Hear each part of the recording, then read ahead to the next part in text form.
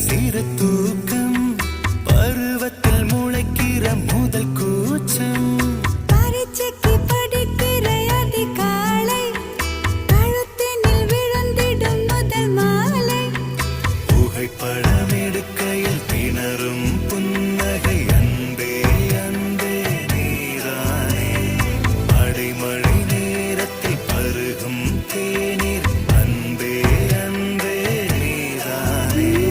தினமும் காலையில் எனது வாசலில் கிடக்கும் நாளிதழ் நீதானே பேருந்து